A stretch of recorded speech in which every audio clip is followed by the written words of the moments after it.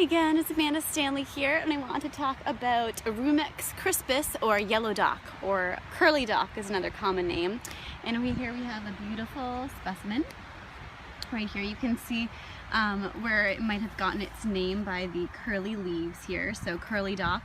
And then if you were to dig up the root itself would be yellow, so that's where the other common name comes from, yellow dock. But it's Rumex crispus is the botanical name. As you can see, it's already flowering. These flowers will turn a little pinkish. In fact, you can see it on some of them here, that there's a little bit of a red tint coming on through.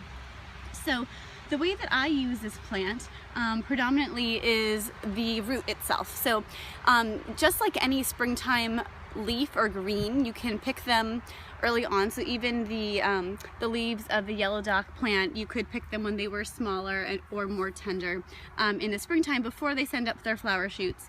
And it's quite delicious. You don't want to eat a ton of it because it has oxalic acid, which can build up in our systems if we eat too much. But it's really lovely as, you know, just general salad greens mixed, you know, salad mix rather, not like the main ingredient for a salad.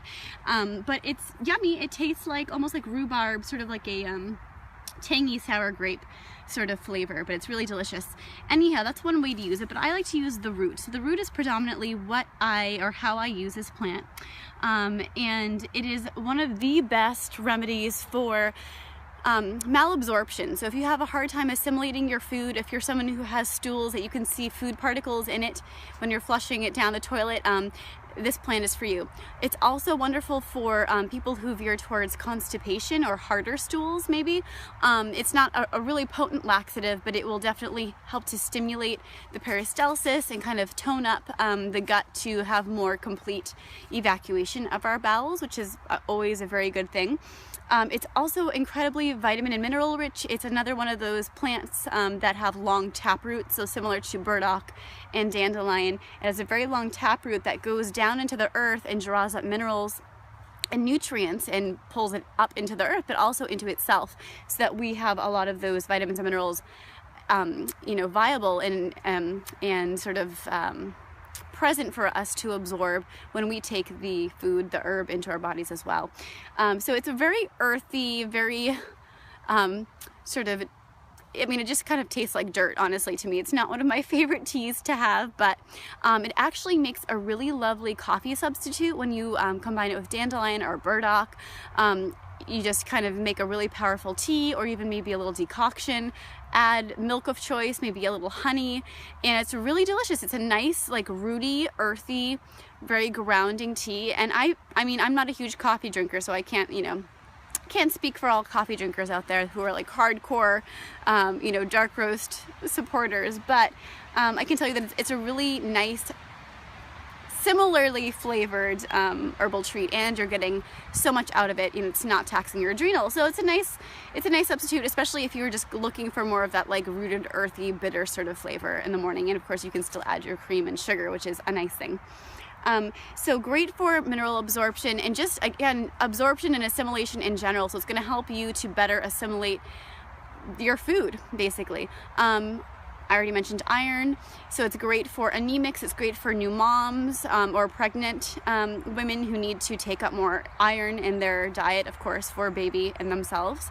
What else can I say about yellow dock? It's great for all skin things. So psoriasis, eczema, acne, rosacea, anything that's about inflamed skin is going to be really supported here, because yellow dock is a very specific to liver support, also gallbladder support, and just general detox and elimination. So anything that has to do with skin stuff, when outbreaks are showing up in the skin, typically that is an indicator that our liver, or, you know, in our other eliminative organs are being taxed, but predominantly our gut and our liver. So yellow dock touches on both of those things. So it's definitely my go-to for general detox, for general skin health.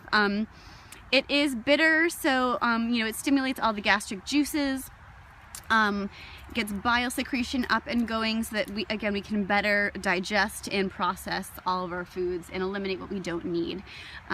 So it would be better for more heated states, for more inflamed states. It's not going to be for people who are already cold and dry in their constitution per se. Of course, we can always combine our yellow dock with something that's maybe a little bit more warming, like ginger or cinnamon, but that's a whole other topic. So this is more typical for people who have a more heated constitution, are dealing with inflammation, and they need some general detox support in that realm and sort of alkalizing support. That would be how I use yellow dock. And again, it's the root that is used. I typically will wait till the fall in order to harvest the root.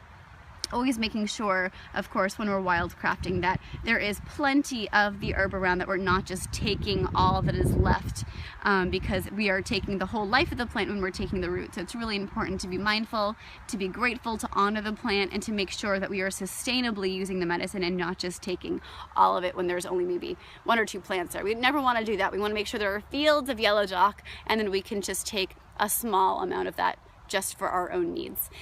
So thanks for tuning in about Rumex crispus, our friend yellow dock or curly dock. I'll see you next time.